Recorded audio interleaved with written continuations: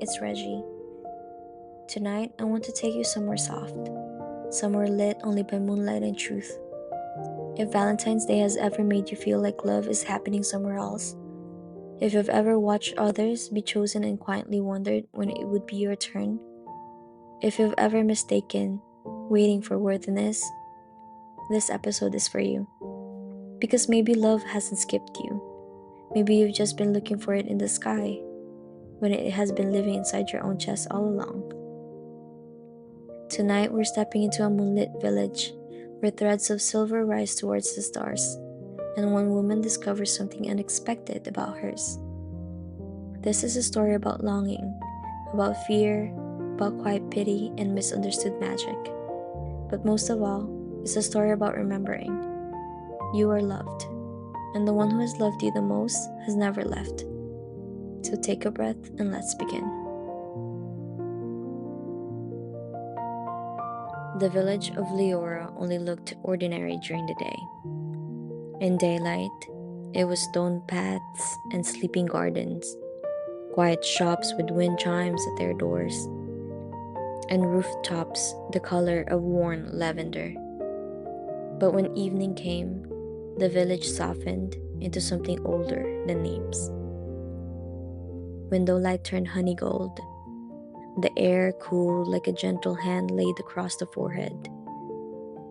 And above it all moon rose the way a promise rises. Slow, unwavering, sure. In Elara, love wasn't just spoken, it was watched. Every person was said to be born with a star thread, an invisible filament of silver tied from the center of their chest to the sky. No one could see it most of the year. You could only feel it sometimes. A tug in the ribs when you missed someone, a warmth under the collarbone when you were held, a faint ache when you pretended you didn't care. But on one night, Valentine's night, when the moon reached its highest point, the star threads revealed themselves. The entire village gathered for it, as if the sky were a stage and everyone had a seat. Lanterns were hung from balconies, tables were set with sugared citrus and rose tea. People braided ribbons into their hair and wore little charms at their wrists. Tiny crescents, tiny stars, tiny hearts made of glass. They came to watch the threads rise. From the center of each chest, silver lifted like breath becoming visible.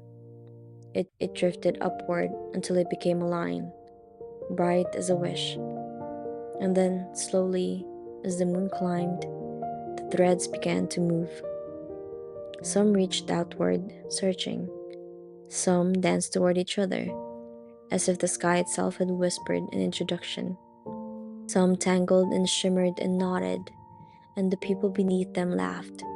Startled by joy, they pretended they didn't expect. There were years when a thread braided with another and pulled two people into the same place without them meaning to move. There were years when someone's thread glowed so brightly the whole village gasped, and the person stood there trying to look calm while their hands shook. And there were years, many years, when her thread rose alone. Her name was Elara, and she had learned how to make loneliness look like composure. She arrived at the gathering with a soft shawl around her shoulders and a smile she used like a ribbon. Tidy, decorative, meant to keep everything in place. She greeted people warmly. She complimented a friend's earrings. She laughed at the right moments. She held her tea with both hands so no one could see the slightest tremor in her fingers. It wasn't that Elara didn't believe in love. It was that she believed in it the way people believe in far-off constellations. Something real, something beautiful, something that seemed to belong to the sky more than to her. She found her usual spot near the fountain, when moonlight made the water look like a bowl of spilled stars. Around her, couples stood close, Friends squeezed one another's hands and pointed upward. A few women in glittering dresses linked arms, calling out when threads began to dance, turning their awe into celebration, into proof. Lara tipped her face toward the sky and waited for the familiar. The threads began to appear, then at first like the earliest line of dawn, then brighter, then unmistakable. Silver everywhere, rising from chest like 1,000 small throats. Lara felt her own thread lift. She always did, and it always hurt just a little. Because her thread never reached anyone. It rose clean and steady like a straight path through empty air. It didn't flicker, it didn't spiral, it didn't stretch like a hand searching for another. It simply rose. Each year, she told herself it meant her love was taking its time, that her person was somewhere else, not yet ready, not yet in Elara, not yet under the same moon. Each year she layered hope over doubt like blankets over a cold body. But the doubt always breathed beneath it. What if my thread is wrong? What if it's dim because I am? What if the sky simply cannot find anything worth tying to me? She tried not to think those things, because thoughts like that have a way of becoming permanent if you keep inviting them in. And then, this year, the air changed. Lara felt it before she saw it, a tightening in her chest like the moment before tears come. Her thread lifted as it always did, but instead of continuing straight, it slowed. It trembled almost shyly, and then it began to glow. Not a sharp, dazzling flash like the threads that tangled above laughing couples. This was different, deeper, steadier, like the glow of embers that have been alive for a long time, patiently holding warmth. A few people noticed. A woman nearby tilted her head, squinting upward. Two men stopped talking mid-sentence. Someone whispered Lara's name, not loudly but in the way people whisper when they don't want to be unkind and don't know how not to be curious. Lara's stomach dropped. Oh no. The glow didn't reach outward. It didn't surge toward another thread. It didn't perform the sky's expected ritual. Instead, it bent. Right there above her, her star thread curved like a question mark. It drew a slow arc, elegant and impossible. And then, like a ribbon returning to the gift it came from, it looped inward. The silver thread circled back toward her body. Lara's throat went dry. Confusion rippled through the crowd. A quiet pity too, soft as dust, settling in the spaces between people. It wasn't loud, no one pointed, but she felt it anyway. The way you can feel eyes land on you even when they're trying to be gentle. Sometimes threads, someone murmured, then didn't finish. Poor thing, another voice said, tenderly as if tenderness could erase humiliation. Maybe next year, someone whispered, as though the sky had simply missed its chance. Lara couldn't breathe properly. Her cheeks burned. She wanted to tug the thread down, to hide it, to fold herself small enough that the moon would look away. Because in that moment, the old fear took shape. This is proof. Proof that I am not chosen. Proof that I am not lovable. Proof that I have waited all this time for nothing. The thread continued its slow movement, unbothered by her panic. It looped once, twice, forming a halo-like circle of silver above her head, then drifting down in a spiral. Light brushed her shoulders, her collarbone, her heart like a hand returning home. Lara's eyes stung. She blinked fast, furious with herself for wanting to cry in front of everyone. Furious for feeling like she had been placed on display as the village's cautionary tale. Then she heard a voice behind her, thin but clear, like wind through a bell. Lara. She turned. An elder stood near the fountain, wrapped in midnight blue cloth embroidered with tiny moons. Her hair was white as snow, braided down her back. Her eyes were bright and knowing, as if she'd been expecting this all along.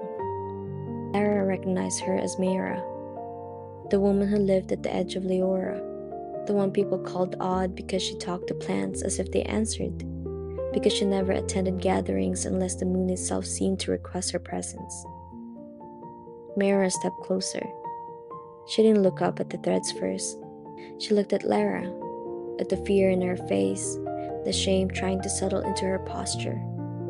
And Mayra smiled, soft as mercy. "You think this means you failed?" Mayra said quietly. Lara swallowed. "Doesn't it?" Mayra's gaze lifted to the silver loop around Lara's head. The thread glowed steadily, like something that had never once stopped believing in her. "This," Mayra said, "is an old magic." Lara's breath caught. Mayra continued, voice gentle enough to be a lullaby, firm enough to be truth. "Most threads reach outward. They search. They beg the sky to answer. They tangle with one another, and the village calls it fate." Mayra's eyes turned to Lara, but there are rare threads that do not reach outward at all. Lara's lips parted, but no sound came. "They loop," Mayra said, "not because there is no love for you, not because you are unworthy." Mayra's hand hovered near Lara's chest, not touching, but close enough that Lara felt warmth radiate. "They loop because the love you have been searching for is already here." Lara's eyes blurred. The thread's light reflected in her tears. Mayra's voice softened further. "Some hearts learn, slowly and quietly, to stay with themselves, to stop abandoning themselves for crumbs, to stop auditioning, to stop performing. When a heart does that, when it finally returns home, its thread stops searching the sky." A shiver moved through Lara, not of cold, but of recognition. Because suddenly she could see it. All the years she had looked outward, all the years she had stood under this moon hoping to be proven worthy by a thread that tangled with someone else's. All the years she had swallowed her needs, silenced her longing, pretended she didn't care, because caring felt like weakness when no one was holding it. And beneath all of that, there had been someone else. Someone who wiped her tears when no one called back. Someone who learned how to make dinner for one and still light a candle. Someone who kept breathing through the heartbreak.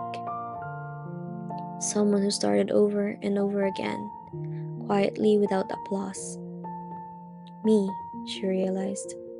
The first love had always been her. Lara's shoulders shook. She pressed a hand to her chest as if she could keep the truth from spilling out, as if she could hold herself together in the old way. But Mayra's gaze held her steady. "You are loved," Mayra said, like an incantation. "You have always been loved." Lara's voice came out smaller than she meant it to. "Then why do I still feel like I'm waiting?" Mayra's smile wasn't pity, it was understanding. "Because you've been taught to believe love only counts when it arrives from outside," Mayra said. "But love is not only what comes to you. It is also what you keep giving yourself when you think you don't deserve it." Lara tipped her face forward. The thread looped above her, luminous and calm. Not frantic, not desperate, not trying to prove anything. Just present, just faithful, just staying.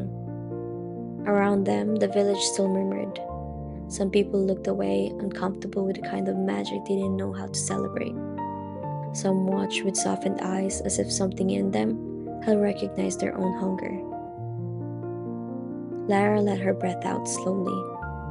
For the first time, the air didn't feel like it was judging her. It felt like it was making room.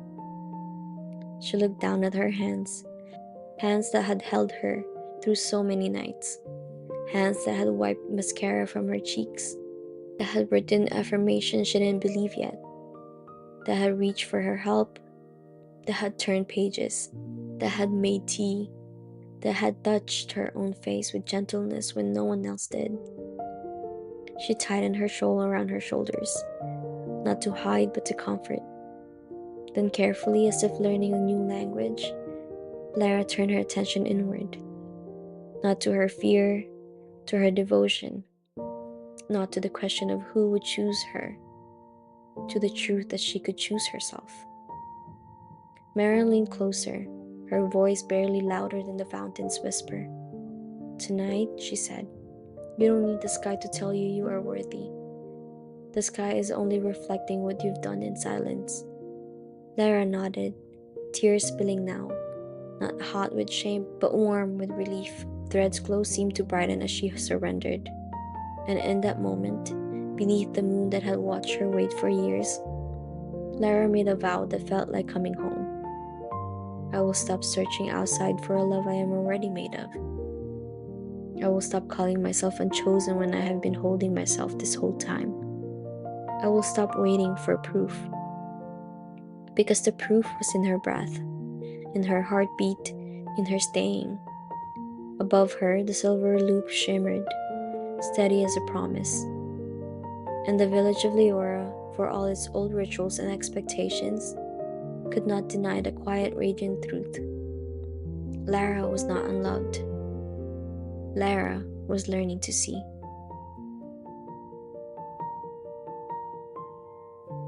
There's something haunting about traditions that teach us to look outward for proof.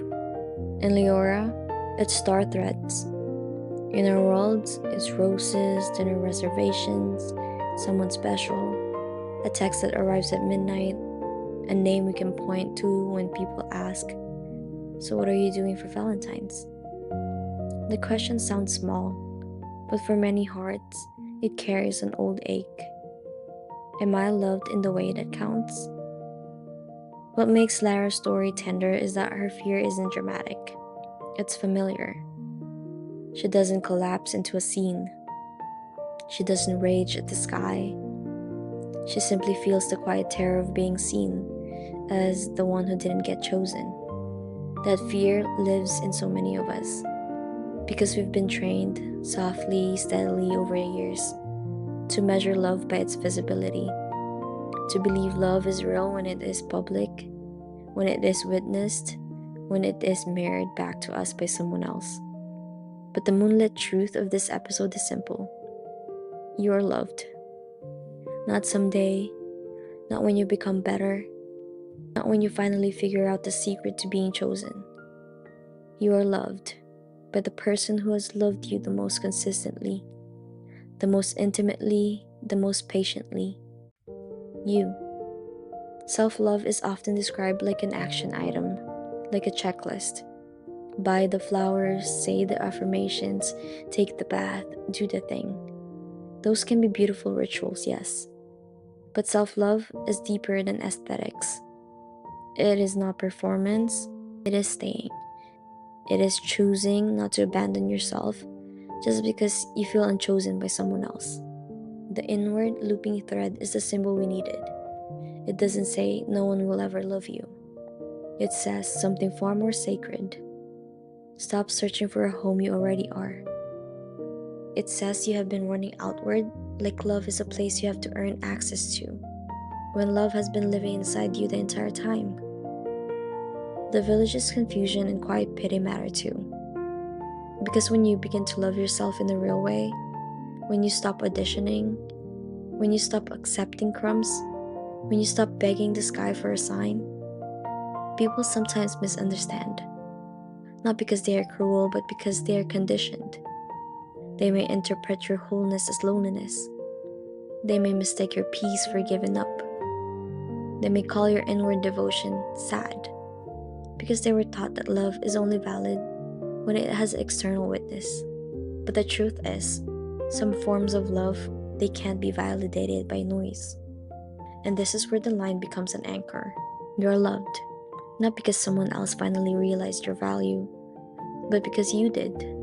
Because you began to look at the way you survived the nights you thought you wouldn't. Because you began to honor the version of you who kept going. even when no one was clapping. Because you stopped treating your own heart like it was a temporary home, a place you'd live in only until someone else arrived. Valentine's Day and Valentine's Day can be beautiful. They can be sweet, warm, bright, but if you've ever felt the shadow beneath them, the comparison, the loneliness, the self-doubt, this episode is your reminder that love does not only come to you. Love also comes from you. And the love that comes from you, toward you, is not second place. It is foundational. It is the first love. And when you remember that, even the moon feels like it's on your side. Maybe you've never stood in the village watching glowing threads in the sky, but you've stood in your own version of that gathering. Maybe it looked like scrolling past engagements and anniversaries, your thumb moving faster than your heart can keep up. Maybe it looked like sitting at a dinner table while someone's partner brought flowers, and you smiled and told yourself you were fine, because you didn't want pity. Maybe it looked like the quiet dread of February 14th, or the sharpness of being asked, "So, are you seeing anyone?" As if your worth can be summarized by relationship status. And maybe, like Elara, your longing isn't even for a person. It's for the feeling you imagine a person would give you. Safety, chosenness, softness, the permission to finally relax. So many of us have been living like this, looking outward for the moment that proves we are lovable. We wait for the love like it's a verdict. And in that waiting, we start negotiating with ourselves. We tolerate the bare minimum because we fear being alone more than we fear being unseen. We shrink our needs so we won't be too much. We over-explain so we won't be misunderstood. We become convenient. We become low maintenance. We become the kind of person who never asks for too much, because asking feels like risking abandonment. And then, when love doesn't arrive the way we imagined, we blame ourselves. If I were prettier, if I were calmer, if I were more successful, if I healed faster, if I didn't have baggage, if I wasn't so sensitive. But the painful twist is this. Even when love does arrive from outside, when someone chooses you, you can still feel empty if you've been abandoning yourself the entire time, because a relationship can't replace the relationship you have with your own soul.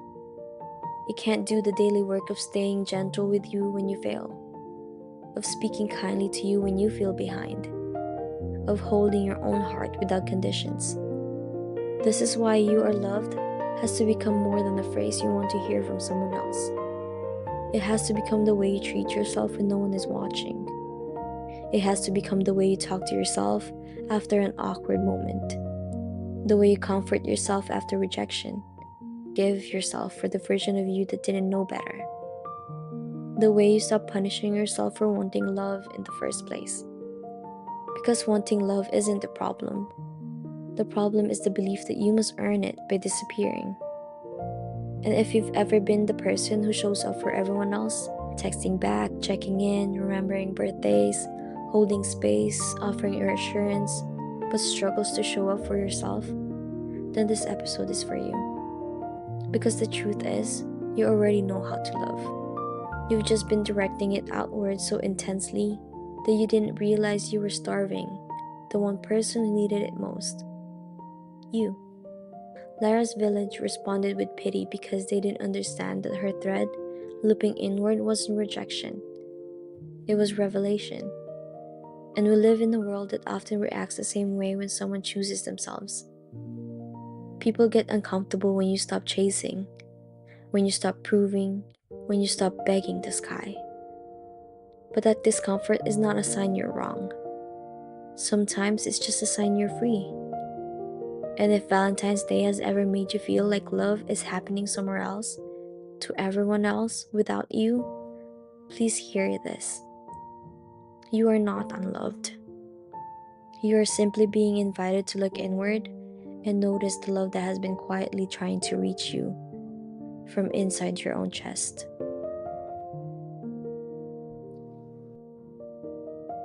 Let's make this practical but still soft. not a rigid plan, more like a small lantern you can carry. 1. Replace the question, "Who chose me?" with, "Where have I stayed?" Tonight, write down 3 moments you stayed with yourself. A time you comforted yourself when you felt rejected. A time you got up even when you didn't feel strong. A time you didn't give up on your healing. This is evidence, not of perfection, but of devotion. 2. Create one Valentine ritual that is only for you. Not for social media, not to prove you're okay, just for the relationship you're building up with yourself. Examples: buy flowers and place them where you'll actually see them when you wake up. Make a meal slowly, like you're feeding someone you love deeply. Light a candle and speak one kind sentence to yourself out loud. Put on a song that makes you feel like you exist in color. The ritual is the message. I am worth tenderness. 3. Practice self-talk as if you are the love of your life. Imagine you are speaking to the person you most want to be loved by. Now speak to yourself that way. When you make a mistake, try, "I'm still here with you. You don't have to earn rest. I love you through this." It may feel unnatural at first. That's okay. New love languages always do. 4. Notice where you abandon yourself to be chosen. This one is brave, but gentle. Ask, where do I overgive because I'm afraid they'll leave? Where do I say yes when I mean no? Where do I shrink to be easier to love? Pick one tiny boundary you can practice this week. Not a harsh wall, just a soft door you learn to close when you need peace. 5. Start treating your needs like they are sacred. Self-love is not just self-care. It's self-respect. It's self-honoring.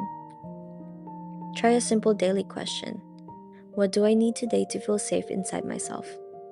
Then answer it with one small action. Water, a walk, a nap, a no, a breath, a text to a friend, a moment of quiet. 6. Write yourself a "you are loved" letter. Not a motivational speech. A letter that sounds like truth. Include what you've survived, what you're still learning, what you forgive yourself for, what you promise to give yourself now. And end it with, "You are loved and I'm not leaving you."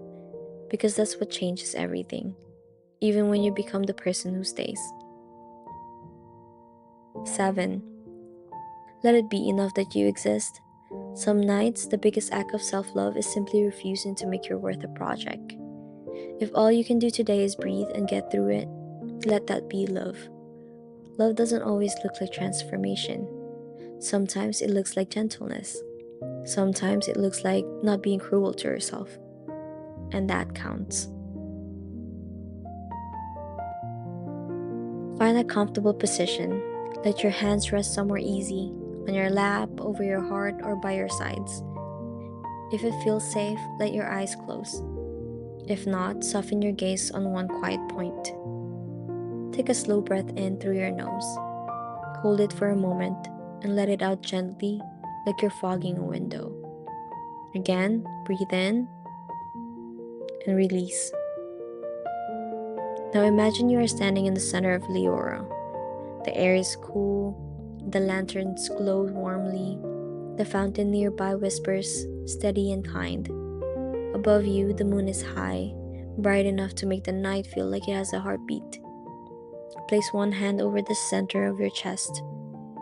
In your imagination, feel a small point of light there. Not blinding, not flashy, just steady, like a candle that has been kept lit for years. This is your light. Now imagine the silver thread beginning to rise from the point in your chest. It lifts slowly, gently, like breath becoming visible in cold air. It rises up toward the moon. For a moment, you may notice an old habit in your body, the desire for the thread to reach outward, to find something, to prove something, to become tangled with someone else's light so you can finally feel certain. If that habit appears, don't judge it. Just notice it the way you would notice a cloud passing. And now in this moonlit space, allow your thread to do something different. Imagine the thread glowing, not because it has found someone else, but because it has found you. See it begin to curve, slowly, kindly, like a ribbon returning to the gift it came from. The thread loops inward. It makes a gentle circle above your head, like a halo of quiet belonging. Then it drifts down, wrapping you in a soft light. Over your shoulders, around your ribs, across your heart, like the most patient embrace. And in that moment, you realized you are not empty. You are not behind. You are not unworthy. You are loved. Breathe in silently and say, I am loved. Breathe out and silently say, I am here. Again, inhale, I am loved. Exhale, I am here. Now imagine your own presence standing beside you, your truest self, the version of you that has seen everything and still chooses you. They don't look disappointed. They don't look rushed. They look steady. They take your hand and they say softly, I'm not leaving you. I'm not withholding love until you're perfect. I'm not waiting for you to earn kindness. I'm here. I'm here. I'm here. Let those words settle into your body like warm tea. If you notice tears, let them be part of the light. Tears are not failure. They are release. They are your heart unclenching. Now take one more slow breath. On the inhale, imagine pulling the moonlight into your chest. On the exhale, imagine sending gentleness through your whole body. And when you're ready, without rushing, begin to return. Wiggle your fingers a little. Feel the surface beneath you. Let the room come back into focus. Before you open your eyes fully, keep one sentence close. You are loved, and the love you were searching for has been with you all along.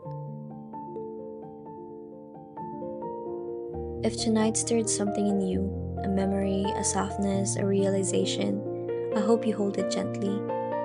Valentine's Day doesn't have to be a proof of anything.